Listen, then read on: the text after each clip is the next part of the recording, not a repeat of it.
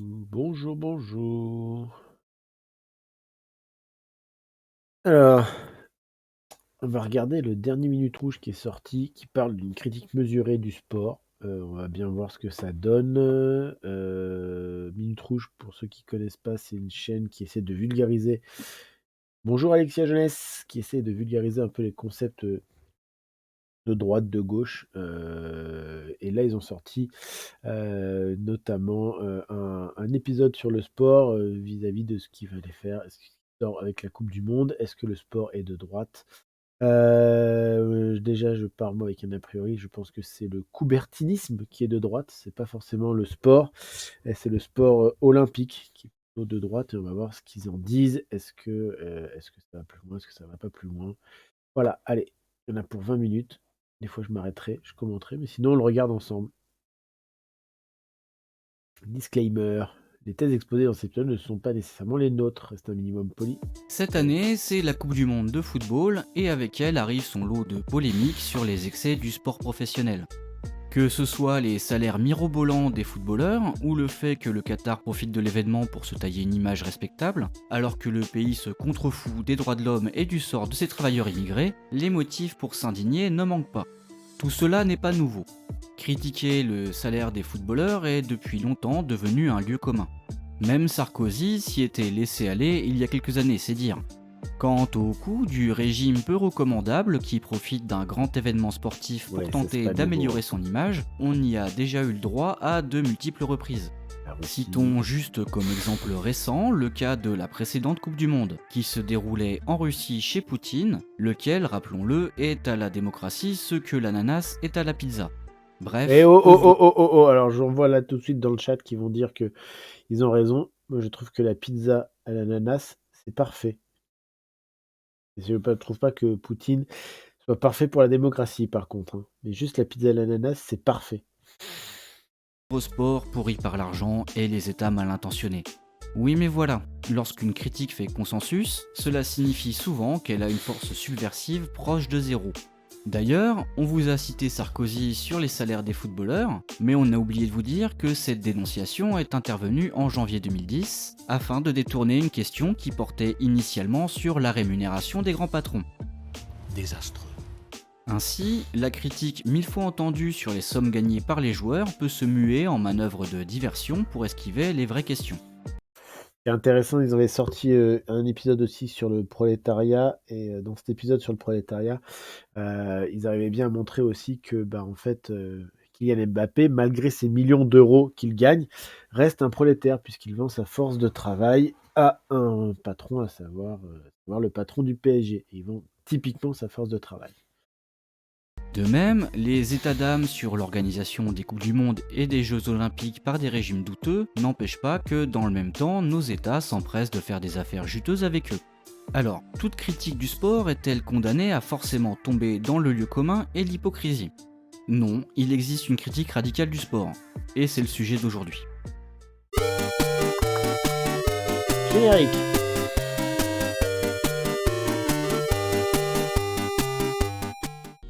Pour saisir les enjeux de la critique radicale du sport, il est bon d'avoir en tête le contexte dans lequel celle-ci va se développer. Retour donc en 1960, année des Jeux Olympiques de Rome. Côté sportif, l'une des révélations de ces Jeux Olympiques est un jeune boxeur américain de 18 ans qui remporte la médaille d'or dans la catégorie mi-lourd. Son nom, Cassius Clay. Il Il se viendra. rebaptisera bientôt Mohamed Mohamed Ali. Ali et marquera les esprits autant pour ses performances sportives que pour ses engagements contre la ségrégation et la guerre du Vietnam. L'autre grande révélation sportive de ces Jeux Olympiques, c'est la France. Avec seulement 5 médailles, dont aucune en or, la France termine piteusement à la 25e place. C'est le pire résultat jamais obtenu par le pays depuis 1904. Les observateurs avisés noteront que, depuis la fin de la Seconde Guerre mondiale, le nombre de médailles obtenues par les Français diminue à chaque nouvelle édition des Jeux Olympiques. Ce déclin sur la scène sportive, qui voit les sportifs français jouer de plus en plus le rôle du figurant, se produit au même moment où le pays angoisse de ne plus jouer les premiers rôles sur la scène politique internationale. Or, depuis 1958, c'est Charles de Gaulle qui est au pouvoir en France. Et il n'est clairement pas content des résultats humiliants obtenus par les sportifs français. De Gaulle prône en effet une politique de grandeur pour la France et considère que le rayonnement du pays doit aussi passer par le sport. C'est le début du soft power, sportif, et notamment la prise du pouvoir, ce que font aujourd'hui très bien les Qataris, la prise de pouvoir et la prise d'image grâce à ses positionnements sportifs. Une grande nation, c'est une nation qui brille sportivement. Il décide donc de donner une nouvelle impulsion à la politique sportive en France. Il faut former des nouvelles générations d'athlètes aptes à faire briller le pays sur la scène internationale et pour cela, on sort le carnet de chèques. Les budgets sportifs augmentent alors de façon conséquente, les institutions sportives sont réformées, le nombre d'installations dédiées à la pratique explose et le nombre d'enseignants d'EPS passe en 10 ans de 7000 à 17 000. Oui, et c'est la création des fédérations françaises de tous les sports. C'est précisément chez les enseignants d'EPS que l'on va se mettre à regarder de manière critique ce regain d'intérêt des pouvoirs publics pour le sport. Et oui, il y a eu un moment où les profs d'EPS ont eu une conscience politique. On en apprend tous les jours. En 1963 se forme. C'est notamment le mouvement des CMA, hein, qui va naître de ça, hein, je pense. Tout ce qui est éducation populaire et comment, le sport, par moyen d'émancipation et comment ça va être, récupéré par les politiques de droite. Au sein du SNEP, le syndicat national de l'éducation physique, une nouvelle tendance intitulée la tendance du manifeste. Cette tendance, qui développe notamment ses thèses dans la revue Partisan, se livre à la critique du sport analysé comme le produit du capitalisme. Refusant de limiter la critique aux seules dérives du sport, le groupe entreprend une remise en cause globale de la culture sportive. Les animateurs de la tendance du manifeste sont alors fortement influencés par le freudo-marxisme, un courant qui tente de rapprocher les analyses de Marx et la psychanalyse. Pouah! Ça va être un courant assez insupportable quand on voit ce qu'a proposé Freud. Elle est par ailleurs proche des trotskistes lambertistes de l'OCI. Oui, alors les lambertistes, ils ont fait tout un épisode aussi dessus. Les lambertistes, c'est des trotskistes un peu absolutistes qui pensent qu'on peut changer une organisation en, l'infiltrant, globalement. Mai 68 passe par là et crée un climat favorable à l'essor de la critique du sport. En 1969, la tendance du manifeste éclate et les tenants du courant antisportif rejoignent la tendance école émancipée. Politiquement, ils s'étaient peu avant éloignés de l'OCI lambertiste pour se rapprocher d'un autre groupe trotskiste, la Ligue communiste, qui deviendra plus tard la LCR. Avec Alain Krivine, qui est mort, il y a pas très, très longtemps. D'ailleurs, sur la LCR, je peux vous conseiller un film, intéressant, Mourir à 30 ans de Romain Goupil, qui retrace justement l'histoire d'un des fondateurs de la LCR qui va, se donner la mort à 30 ans. Et du coup aussi le parcours de ses amis et comment ils vivent ça parce qu'il en est arrivé à un dégoût profond de lui-même et de l'humanité qui ne voit pas d'autre solution que la mort. Enfin bon, retournons sur en fait cette critique du sport, tel que l'olympisme l'entend. Enfin moi je pense le sport en fait c'est surtout, on détermine par sport, c'est pas uniquement l'activité physique, c'est la compétition, le dépassement des autres, l'écrasement des autres, c'est pas uniquement la pratique sportive, il y a plusieurs courants dans ce qu'on pourrait appeler sport, mais sport, il y a normalement une notion de compétition. C'est pour ça qu'en fait, les échecs peuvent devenir du sport. Et en fait, on est là dans une fédération qui codifie des règles, qui emmène des règles et qui met les gens les uns contre les autres. Après une éphémère revue appelée le Chrono Enrayé, le groupe impulse en 1974 une revue emblématique, Quel corps. Principalement animée par Jean-Marie Brome, cette revue va pendant 10 ans jouer un rôle essentiel dans l'élaboration et la diffusion de la critique radicale du sport, laquelle sortira du monde de la presse militante en s'investissant dans les grandes campagnes de boycott d'événements sportifs, notamment contre les JO de Moscou en 1980. Horrible cette mascotte. Alors, cette critique du sport, que dit-elle? Grossièrement, on peut retenir 4 points essentiels. Premièrement, le sport est intimement lié au capitalisme. Le sport n'a pas toujours existé dans l'histoire. Il ne se confond pas avec des pratiques antérieures, comme les rituels religieux, les jeux collectifs ou les exercices physiques. Oui, donc on parle bien de sport en tant que que objet de compétition et accumulation du pouvoir. Je pense que c'est un préalable qui manque à la vidéo. Le sport moderne n'apparaît qu'au 19e siècle en Angleterre, berceau de la révolution industrielle. Il se développe initialement dans les public schools, c'est-à-dire les écoles privées les plus prestigieuses du pays. Son développement et sa structuration, en Angleterre puis dans le reste du monde, suit de près le développement du capitalisme industriel. Cela ne doit rien au hasard. L'institution sportive est le produit direct du capitalisme.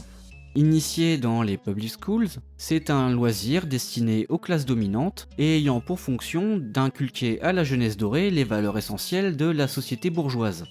Dès ses origines, le sport n'est donc pas neutre. Alors le golf, dans son origine d'ailleurs, c'est gentlemen only, ladies forbidden.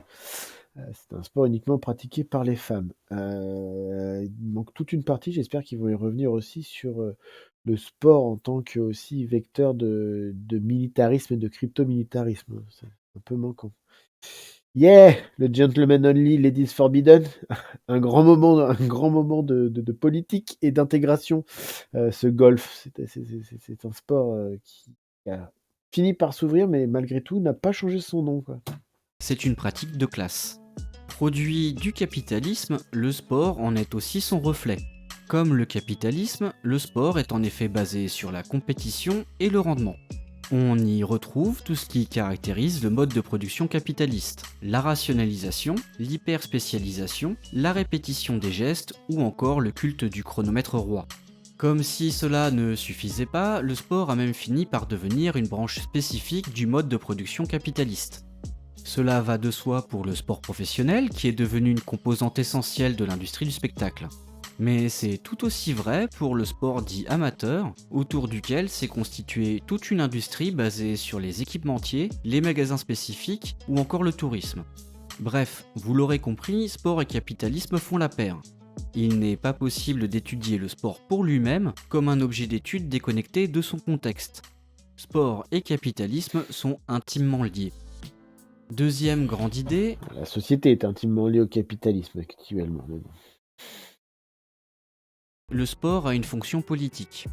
Dans ses 20 thèses sur le sport, la revue Quel corps l'affirme dès son premier numéro. Le sport permet la stabilisation du système en place. Ah oui, on appelait tout à l'heure le soft power, parce que moi je vous appelais tout à l'heure le soft power, et qui permet aussi à des nations de s'affronter, de savoir laquelle est la meilleure, sans avoir à envoyer des mecs sur le champ de bataille et à ce qu'ils en meurent. Avec le sport, les classes dominantes ont en effet trouvé un dérivatif au trop-plein d'énergie de la jeunesse. Le sport va permettre de canaliser la violence et l'agressivité. Il Oui. permet donc d'assurer la Surtout sur un terrain de foot, c'est bien canalisé la violence et l'agressivité envers les arbitres. Bien canalisé là. paix sociale. On s'identifie à son équipe ou à son champion. Le grand adversaire devient le club rival, la prochaine compétition sera l'occasion de régler ses comptes. Les conflits sociaux se retrouvent ainsi métaphorisés par des luttes inoffensives. La lutte des classes est occultée, le sport fait diversion. Panem et circenses, hein, du pain et des jeux déjà, c'est comme ça qu'on essayait de contrôler les masses à l'Antiquité, et notamment à la Rome antique. Le sport ne se contente pas d'assurer la stabilité du système en place. Il est aussi un puissant facteur d'embrigadement de la jeunesse et de militarisation. Très tôt en effet, le sport a été fortement structuré et organisé de manière pyramidale. Du petit club de village aux instances départementales, puis régionales, jusqu'à la fédération nationale, souvent elle-même en lien étroit avec le ministère, le sport repose sur une structure organisationnelle verticale et fortement hiérarchisée, comme l'armée. Le parallèle ne s'arrête pas là. En effet, l'importance accordée dans le sport Le langage ultra-militariste du sport, notamment de la compétition et des sports d'équipe. à la discipline et à l'autorité hiérarchique est un autre élément qui rapproche le sport de l'armée. Le capitaine, L'entraîneur quoi. tout-puissant, qui décide de tout et dont les consignes ne peuvent être discutées, a ainsi beaucoup de similitudes avec l'officier. J'avais oublié qu'il faut tout vous dire. Comme si vous jouiez au basket depuis ce matin. Par ses exploits sportifs, l'athlète peut caresser Le l'espoir d'une promotion, lui permettant de gravir progressivement les échelons de la hiérarchie du sport. La fonction de l'exploit sportif, facteur de promotion dans la hiérarchie, ressemble à s'y méprendre à celle du fait d'armes et de la bravoure au combat, facteur d'avancement et de distinction dans l'armée. La thèse du lien entre militarisation et sport est d'ailleurs accréditée par le fait que l'armée se montre très présente dans les institutions sportives. Oui, Le on a même carrément créé en France ce qu'on appelle l'armée des sportifs, où beaucoup de sportifs, en fait, font leur service militaire, engagés là-dedans. Ça leur permet d'avoir des méga structures et ça permet d'avoir des super accompagnements.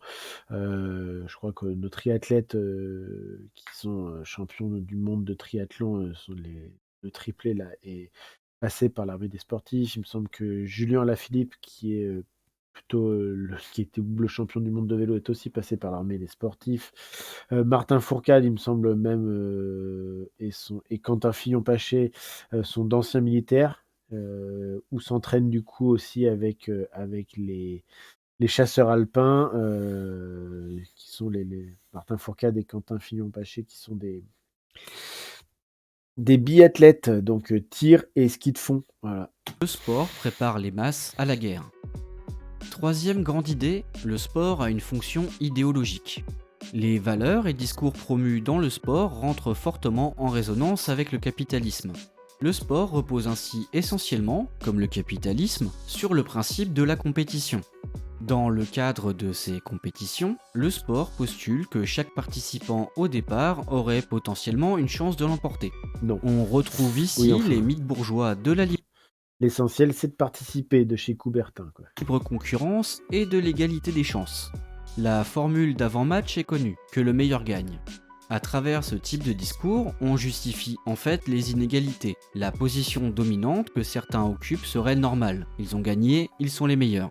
Tant qu'on y est, C'est un discours, relativement naturaliste et une analyse de droite de la société. Ça permet de se débarrasser de la lutte des classes et des inégalités de classe. la propension à insister sur les exploits personnels de certains athlètes qui pratiquent pourtant un sport collectif, c'est une forme d'éloge de l'individualisme. Le foot est ainsi le sport collectif le plus médiatisé, mais plus que les résultats obtenus par l'équipe, ce sont les exploits de quelques stars comme Mbappé, Pogba ou Ronaldo qui vont retenir l'attention. L'individu prime sur le collectif, ses actions personnelles sont survalorisées par rapport au travail commun. En fait, c'est un peu comme le grand entrepreneur qui est valorisé pour ses soi-disant réussites, alors que ce sont ses salariés qui ont fait le boulot. On pourrait poursuivre encore longtemps les parallèles entre sport et principes capitalistes. Pour les tenants de la critique radicale du sport, celui-ci sert ainsi à diffuser l'idéologie bourgeoise en massifiant ses thèmes. Largement diffusé auprès de la jeunesse, le cadre sportif conduirait ultérieurement les individus à accepter avec moins de heurts le cadre sociopolitique. Ça doit être pour ça que j'étais très, très, très mauvais en sport, au collège. Il y avait un truc qui me dérangeait dans cet endoctrinement, thématique. Ce qui ne m'empêche pas aujourd'hui d'avoir une pratique sportive, voire une activité physique et d'aller faire des compétitions, mais essentiellement pour profiter d'un parcours et d'une logistique, qu'on ne peut pas forcément avoir quand on est tout seul. On y reviendra peut-être. Si le sport a servi les individus, il constitue en même temps un échappatoire. Bien qu'hypocrite, les valeurs de l'olympisme laissent croire à la possibilité d'un havre de paix et de fraternité dans ce monde brutal. Avec ses rites, ses héros et ses exploits, le sport se constitue en mythologie. Non, mais ça, c'est pas possible, quoi. La main de Dieu de Maradona, qui va offrir une victoire à l'Argentine, il me semble. Je suis pas sûr pour la victoire, mais bon, après, faut connaître, hein, les 2 mecs qui font Minute Rouge, celui qu'on entend et celui qui est un peu au montage et à la il y en a un des 2 qui est ultra, ultra fan de foot et Santa Maradona, priez pour nous, comme disait, comment il s'appelle, Radio Bemba là, Manu Chao, qui écrit toute une chanson. Alors oui, il y a eu quelques grands sportifs et notamment quelques footballeurs intéressants, Socrates, au Democratic Corinthians au Brésil a permis de s'opposer à la dictature brésilienne. Enfin, voilà.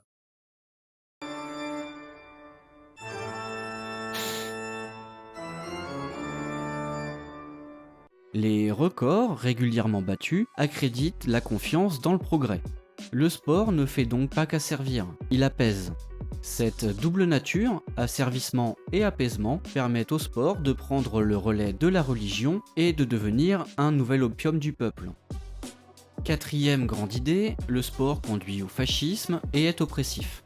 Du petit club local que l'on supporte jusqu'à la sélection nationale, le sport nourrirait aussi bien le chauvinisme régional que le nationalisme. Tout à fait. Ce chauvinisme et ce nationalisme sont largement entretenus par la presse sportive, mais aussi par l'État, qui, en récompensant les grands athlètes pour service rendu à la nation, démontre qu'il est conscient du rôle du sport dans le développement du sentiment patriotique. Au-delà des seuls chauvinisme et nationalisme, le sport permettrait aussi au pouvoir en place de pousser à la xénophobie et au racisme. Il faut aussi en placer une sur le problème des cérémoniels spécifiques à la pratique sportive. Les défilés, les drapeaux à profusion, C'est hyper défilé militaire, hein.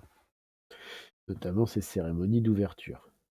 les cérémonies de remise des médailles, les hymnes nationaux, les tenues aux couleurs du club ou de la sélection semblables à des uniformes, les rassemblements de foule en délire dans les stades, tout ça ne vous rappelle rien ?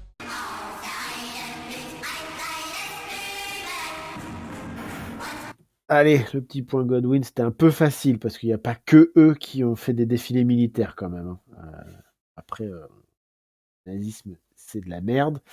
Mais on aurait pu mettre d'autres images, d'autres défilés militaires. Enfin, c'était encore pour rappeler que de toute façon, l'armée, c'est crypto-fasciste, hein. La puissance émotionnelle qui se dégage du sport, servi par un cérémoniel aussi spécifique, font de lui, pour les tenants de sa critique radicale, un puissant facteur de fascisation émotionnelle des masses. Alors si on prend ces accusations sur les Le volume qui est un peu fort ou le raccourci qui est un peu rapide, enfin, là où ils en viennent. Et le volume, je peux baisser un peu, hein. Ce qui serait intéressant, c'est de... Ah, le raccourci, ouais, le raccourci est un peu fort. Ce qui serait intéressant aussi, c'est après d'aller creuser du côté des théories de Théodore Adorno et la cryptofascisation des masses, qui passe aussi par les industries culturelles. En fait, c'est plus une critique, pas du sport, en réalité, de l'olympisme, des industries sportives et ce genre de choses, qui est en fait le mot sport aurait mérité d'être mieux déterminé au début de la vidéo. aspects émotionnels et qu'on y rajoute ce dont on a parlé précédemment, à savoir les accusations de nationalisme, de xénophobie et de racisme, les liens intrinsèques avec le capitalisme, l'embrigadement, le militarisme ou encore l'occultation de la lutte des classes, on en arrive à la conclusion que le sport revêt un caractère fasciste. C'est justement l'un des points les plus marquants de la critique radicale du sport. Le sport joue un rôle pré-fasciste.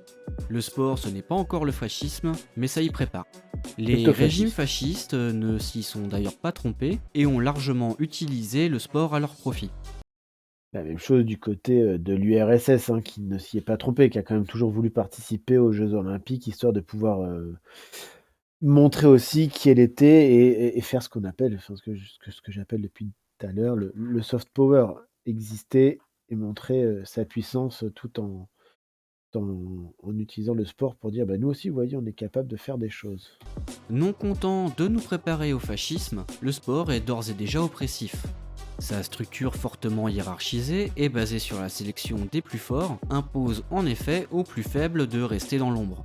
Les plus faibles, ok, mais pour les plus forts. Mbappé semble aller plutôt bien. Eh bien non.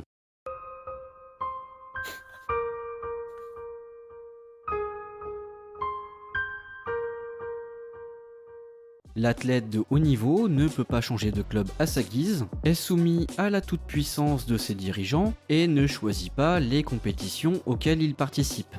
Son statut de champion médiatisé lui impose des restrictions en dehors du terrain, aussi bien sur son hygiène de vie que sur les écarts de comportement qui pourraient porter atteinte à son image de Sam marque. Piano, ouais. Même ses prises de parole publiques sont cadrées par des cours de média training. Ah oui, non, là, pour le coup, c'était ratage total. Après, ça reste un gamin d'une vingtaine d'années, hein, qui a rigolé aux bons mots de son entraîneur, qui lui, pour le coup, est bien plus un sac-âme qu'autre chose. Voilà, Kylian, s'est pris au jeu d'être un adolescent, qui n'a pas pu vivre son adolescence complète, hein, parce qu'il faut quand même pas oublier qu'il est, enfermé dans cette carrière depuis, je pense au moins ses 12 ans, et l'entraîneur, on est d'accord, c'était carrément pas possible, Galtier, heu, voilà. Attention à ne pas confondre avec le Galtier, entraîneur de l'équipe de France de rugby. Celui du rugby, c'est Fabien Galtier et là, c'était Christophe Galtier. Et non, là, c'était juste, cette sortie était, inutile.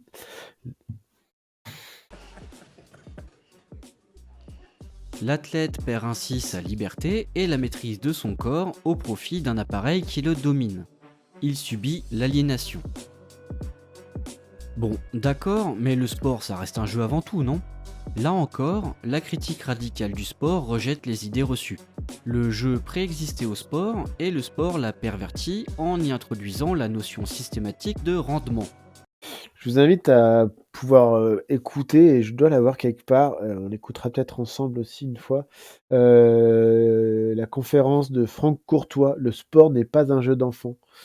Franck Courtois qui est orléanais et on peut parfois il propose sa conférence gesticulée. Si vous avez l'occasion de la voir, c'est hyper intéressant. Il parle de tout son parcours en tant qu'ancien, judoka professionnel, qui s'est brisé un peu les un peu les membres, qui a, qui a été obligé ensuite de devenir entraîneur et qui, au fur et à mesure de son parcours de vie, s'est rendu compte que c'était pas possible de finir comme il en était. Il a les 2 genoux complètement brisés, il avait pas 50 ans, il a mis son corps en danger au nom d'un olympisme, d'une pratique sportive compétitive, dangereuse en fait. C'est un témoignage assez touchant, assez puissant. Voilà. Franck Courtois: Le sport n'est pas un jeu d'enfant». Je le mets dans le compléter.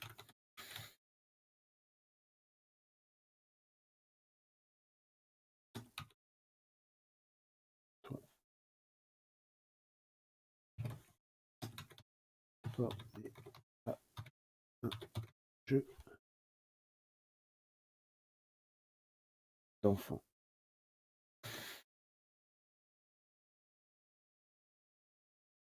Le sport tue le jeu en remplaçant le plaisir par l'impératif de la performance. Tant qu'on est sur le plaisir, parlons sexualité. Pour la critique radicale du sport, le sport constitue en effet un moyen d'étouffer la sexualité. L'instinct sexuel est canalisé vers une activité sociale inoffensive. Le plaisir de l'effort que prône le sport n'est en fait que l'envers du refoulement sexuel. On pourrait Les images là qu'on a vues juste avant viennent d'un film qui s'appelle No Pain No Gain, une histoire vraie, de cambrioleurs casseurs, ultra sportifs et pas des plus malins. tenter l'argument de la santé pour défendre le sport, mais là encore, sa critique radicale ne cède rien. Le sport mutile le corps par un entraînement intense au service de la seule performance. L'importance du dopage dans le monde professionnel comme dans le monde amateur vient elle aussi contredire le discours liant sport et bonne santé. Le sport en ayant suffisamment pris dans la tronche depuis le début de cette vidéo, on va s'arrêter là pour cet exposé Magnifique coup de pied de Cantona. non exhaustif des reproches qui lui sont faits. On aurait pourtant pu continuer longtemps, notamment sur la question du sexisme. À noter que cette critique du sport n'est pas la critique du seul sport de haut niveau. Jean-Marie Brome l'affirme explicitement, il n'y a qu'un seul sport. Sport amateur comme sport professionnel, sport scolaire, civil ou militaire, tous sont régis par les mêmes règles, les mêmes techniques, la même idéologie. La conclusion d'une critique aussi radicale, c'est qu'il n'est pas possible de réformer le sport. Au C'est pas poste de réformer le sport. sport qui consiste en une culture du corps basée sur le principe du rendement, il faut opposer une autre culture du corps, basée quant à elle sur un principe de plaisir ludique et de coopération. Mais pourquoi s'en prendre de manière aussi véhémente au sport? Parce que le sport est l'une des béquilles idéologiques du capitalisme. Tout adversaire résolu du capitalisme doit donc s'attaquer frontalement au sport. En effet, dénoncer le sport, c'est viser nécessairement son infrastructure, la société capitaliste. On s'attend logiquement à ce que cette critique radicale, qui associe dénonciation du sport et anticapitalisme, trouve des échos à gauche. On retrouve effectivement ci et là des textes émanant de différents groupes d'extrême gauche qui reprennent une partie des thèses formulées par les tenants de la critique radicale du sport. Cependant, ces textes sont souvent des articles isolés qui ne vont que rarement jusqu'à un rejet absolu du sport. De même, si l'extrême gauche a pu s'associer à certains mouvements de boycott des grands événements sportifs, il ne s'agit souvent que de campagnes ponctuelles et éphémères. De manière générale, gauche et extrême gauche se sont limités à une dénonciation des seules dérives supposées du sport, plutôt qu'à une remise en cause du phénomène dans sa globalité. Cela s'explique principalement par le fait que la réflexion sur le sport ait souvent été marginale à gauche. La seule exception notable, c'est certainement le PCF. Le Parti communiste français, notamment du fait de ses liens historiques avec la FSGT et du travail mené par certains de ses membres comme Jean Guimier, va en effet creuser la question du sport. Tout en se montrant critique sur certains aspects, notamment sur la spécialisation trop précoce, le PCF va proposer une vision bien plus positive du sport, dans lequel il voit un potentiel émancipateur. Le sport pour tous, défendu par les communistes, va bien entendu à l'encontre de la critique radicale du sport, prônée par l'équipe de la revue Quel Corps. L'opposition entre ces deux visions du sport sera d'autant plus marquante que quasiment personne d'autre ne s'intéresse à la question à gauche. Bon, la vidéo nous semble assez longue, il va donc être temps de s'arrêter. Créature du capitalisme, outil de contrôle politique et idéologique, pré-fasciste et oppressif, le sport s'en est pris plein la gueule aujourd'hui. Vous n'êtes pas forcément d'accord avec tout ce qu'affirme la critique radicale du sport, et rassurez-vous, nous non plus. Si elle est loin de faire l'unanimité, la critique du sport a au moins un intérêt, celui de ne pas se limiter à la dénonciation de simples prétendues dérives pour se concentrer sur ce qui fait la substance même de son objet d'étude. Et avouons qu'en cette période de Coupe du Monde, une réflexion critique profonde sur le sport, ça mérite d'y prêter attention. Pas faux.